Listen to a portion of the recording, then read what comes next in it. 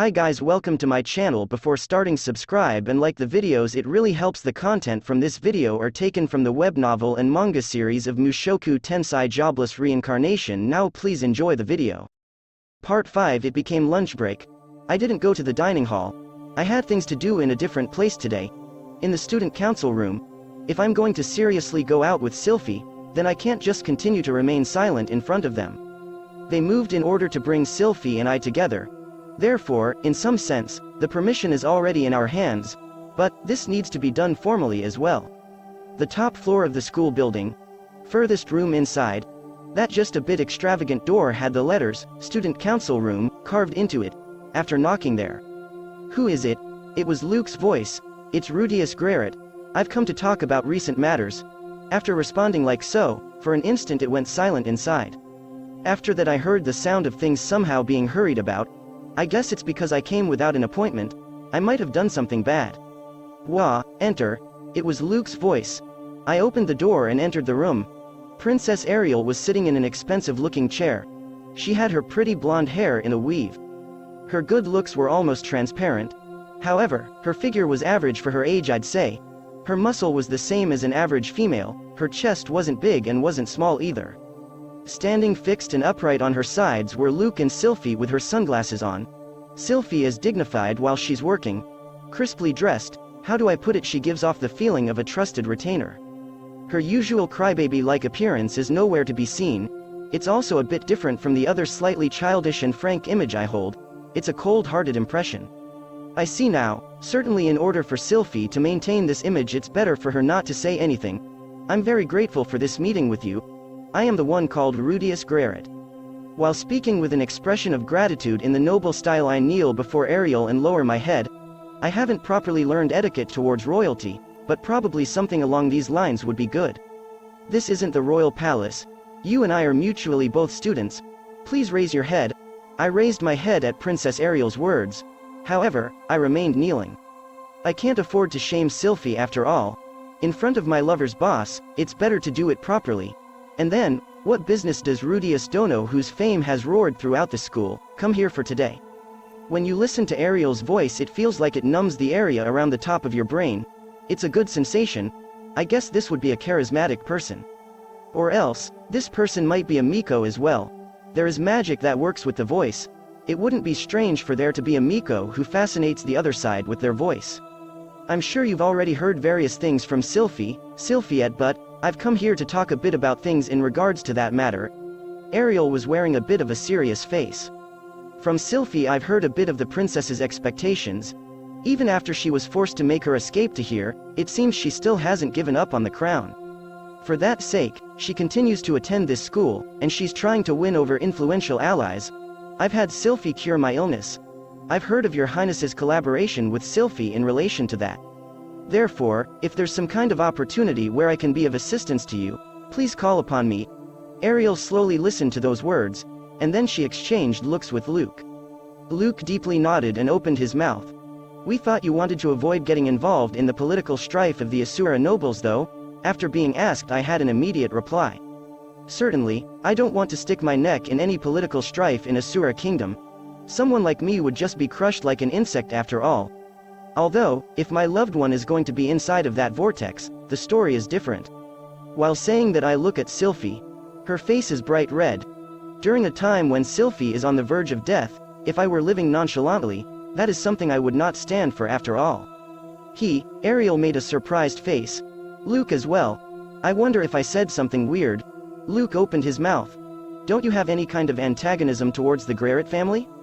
Uncle, Paul, the Nodos family that he eloped from, or the Boreas family that worked you hard? I did feel it was a bit disappointing that Soro-sama was executed, but nothing in particular beyond that. Somehow right now, our conversation isn't really matching up. Well, in regards to that, I've already put it all in order inside of me. After that there's just the degree of being hated by Luke Senpai. After saying that, Luke raised his eyebrows and said it. That was because you're a dense bastard who doesn't understand the feelings of a woman. In regards to that, I have no defense. After all, I didn't even realize Sylphie's gender for a year. It can't be helped if I'm called dense. The fact that I wasn't specifically trying to seek it out doesn't pass as an excuse. Even though she's that cute, I wonder why I never realized it. Luke is a shitty bastard who plays around with the feelings of women after all. The one who absent-mindedly whispered that was Sylphie. Unexpectedly, she says some extreme things. I wonder if she's pretending to be innocent in front of me. That sort of thing is possible, I guess. However, after thinking about it, Sylphie and Luke have always been allies these past 6 years. He spent far longer of a period with Sylphie than me. Therefore, she has little restraint. I'm sure familiar words will come out. That makes me a bit jealous. What's this? Even though you don't have even a fragment of sex appeal, putting on airs of a complete woman? I properly have sex appeal. Rudy told me thank you, I have it right? After saying that, Sylphie looked at me seeking help. It would be fine for me to honestly reply that it's all good and well for me to enter their comic dialogue, but however, I feel a bit too withdrawn to say that in front of Ariel. While thinking that, I send a glance towards the princess. She quietly opened her mouth. Suddenly I noticed it, but she had breadcrumbs on the side of her mouth. I guess they were in the middle of their meal. Both of you please be silent for a bit. Sylphie and Luke shut their mouths. This as well seems to be the feel of their usual exchange. I can feel their term of service. Rudius Graret. If I were to borrow your power, it would be extraordinarily reassuring. Thank you very much. However, their Ariel glanced at Sylphie, and then declared as if she had decided something, I have no necessity for your power. Wah. What's that? Ariel-sama. The one who raised their voice was Sylphie. Ariel continued as if to forestall her. I would be troubled if you were to misunderstand, but Sylphie by no means got close to you aiming for your power. Yes, there's no misunderstanding regarding that. I do feel like I had some kind of thoughts that Sylphie might have such ulterior motives, though. It's fine. This is where I should honestly listen to Ariel's words. I have only one thing to ask of you. Sylphie, my friend, please make her happy. I deeply nodded. It's something that doesn't even need to be said. Yes, definitely. You can say whatever you want in words, but first, what do you intend to do? What do I intend to do about it? Ariel came out asking with an extremely strong tone. I kept my mouth shut. What do I intend to do? I came here because I don't know. No, let's stop with the excuse that I won't know. The way a man should take responsibility should be the same in all worlds. That's right, didn't Paul say something like that as well? In order to take responsibility, in Asura you need to prepare a house and find employment. As I thought, it should be marriage. After I said that, Sylphie covered her mouth. Luke's fixed upright posture was destroyed and he started to stagger with a face like he received a shock. I see. Splendid. As expected of the man I heard about from Sylphie, right, Rudius-sama. Ariel nodded in satisfaction and looked at Sylphie. Sylphie at Graret. Graret, Sylphie at Graret. After being called that, Sylphie was all flustered. If you were to be Rudeus's wife, then from now on there's no necessity for you to continue disguising yourself as a man. Become feminine.